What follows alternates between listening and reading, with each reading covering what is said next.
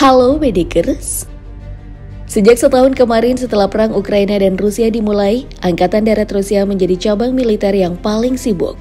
Hal ini tentu saja disebabkan karena medan perang utama dalam invasi Rusia ke Ukraina adalah daratan. Banyak orang yang salut dengan kemampuan dari Angkatan Darat Rusia yang berhasil beradaptasi melawan Ukraina yang dibantu oleh dunia barat.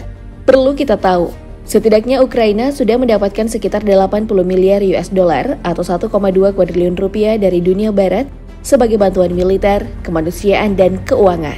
Nah, melihat bantuan yang bombastis ini, tentu saja akan menarik jika kita masuk lebih jauh untuk membahas kekuatan Angkatan Darat Rusia. Armada yang cuma punya 550.000 pasukan namun berhasil menahan Ukraina, Amerika Serikat, dan juga NATO.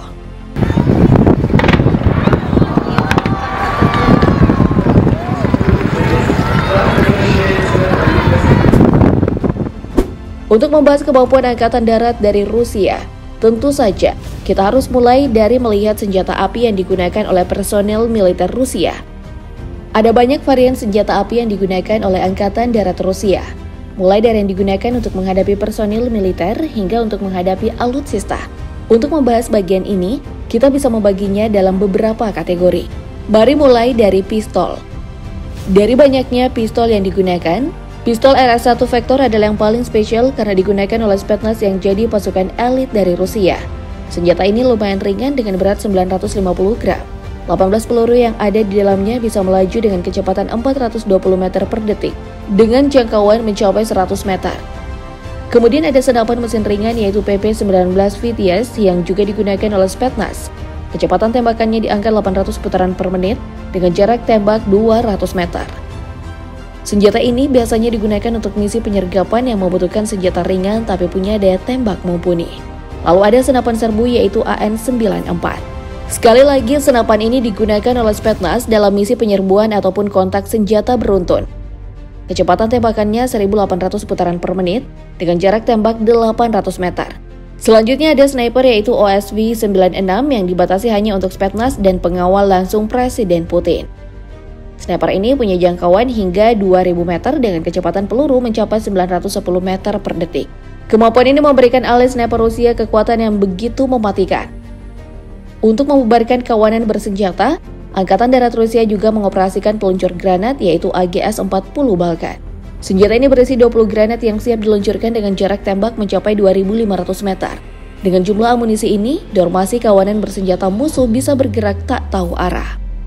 Nah, jika masuk ke wilayah senjata api yang digunakan untuk melawan alutsista militer, Angkatan Darat Rusia juga punya segudang senjata. Mari kita mulai dari senjata mesin berat yang digunakan di Ukraina seperti DSHK. Senjata mesin ini punya kecepatan menembak 600 putaran per menit dengan jarak tembak mencapai 2500 meter. DSHK sangat efektif untuk mengatasi kendaraan lapis baja ringan.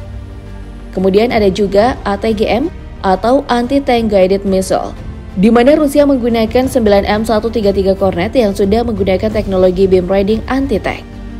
Makanya, amunisi dari ATGM ini bisa menjangkau target hingga 10.000 meter dengan tingkat akurasi kurang dari 5 meter. Dengan ledak 4,6 kg, 9M133 Kornet sudah bisa menjadi mimpi buruk untuk tank musuh.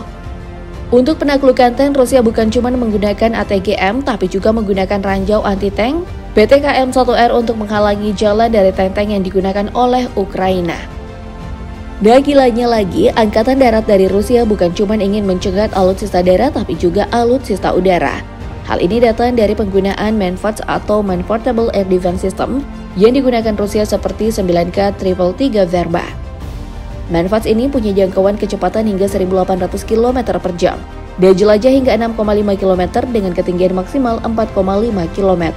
Dengan kemampuan ini dan dikombinasikan dengan sistem pemandu inframerah canggih, 9K-333 Verba yang punya hulu ledak seberat 1,5 kg tentu bisa jadi penentu peperangan modern yang menggunakan rudal, drone, dan juga jet tempur. Selain menggunakan perlengkapan serangan, tentu saja militer Rusia juga menggunakan perlengkapan untuk bertahan, seperti rompi anti peluru 6B45, rompi taktikal 6B46, dan helm militer 6B47. Jadi secara individu, perlengkapan yang digunakan Angkatan Darat Rusia memang sangat mumpuni.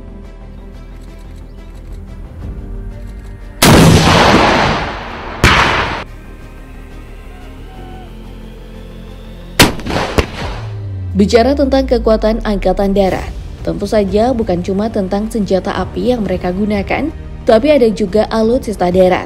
Sebagai salah satu negara dengan budget militer terbesar di dunia yang mampu menggelontorkan hingga 86,4 miliar US dollar atau 1,3 kuadriliun rupiah. Tentu saja Rusia punya banyak deretan alutsista yang melengkapi kekuatan angkatan darat mereka. Mari kita mulai dengan tank. Rusia dikenal sebagai produsen tank yang diakui oleh dunia. Beberapa varian tanknya bahkan sudah terjual ratusan unit ke berbagai negara. Untuk penggunaan mereka sendiri, Rusia menggunakan berbagai macam variasi tank yang mereka buat.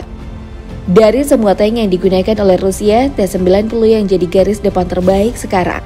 Dalam penampilannya di Ukraina, tank ini sudah menghancurkan alutsista pihak Ukraina.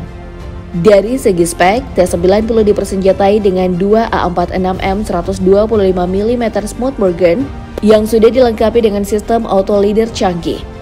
Senjata utama ini bisa menembakkan berbagai macam amunisi seperti APF-SDS yang merupakan amunisi penetrasi tinggi dan juga amunisi hit dan daya ledak tinggi. Jika dikombinasikan dengan kemampuan operasinya yang bisa menjelajah hingga 550 km dengan kecepatan 60 km per jam, T-90 jelas menjadi pilihan yang tepat untuk pertarungan jangka panjang seperti saat melawan Leopard 2 yang berakhir hancur di medan Ukraina.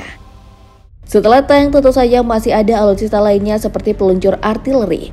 Dari data yang ditemukan, Rusia menggunakan berbagai macam artileri yang utamanya datang dari warisan Uni Soviet serta alutsista yang dikembangkan mandiri oleh Rusia.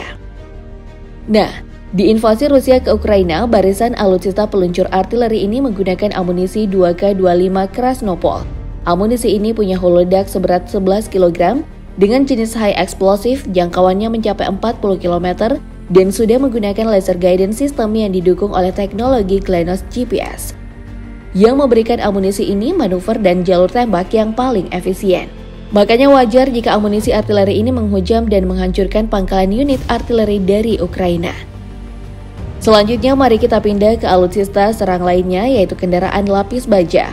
Untuk alutsista ini Rusia menggunakan banyak macam kendaraan lapis baja, mulai dari kendaraan tempur infanteri, kendaraan penghancur tank, hingga kendaraan pembawa personil. Dari semua kendaraan lapis baja yang dimiliki tadi oleh Rusia, kendaraan tempur infanteri jenis BMP adalah yang paling sering digunakan dalam invasi Rusia ke Ukraina. Sayangnya kendaraan tempur infanteri ini sangat sering menerima nasib buruk di garis depan, mulai dari dihancurkan menggunakan drone sampai dengan dibajak oleh tentara Ukraina.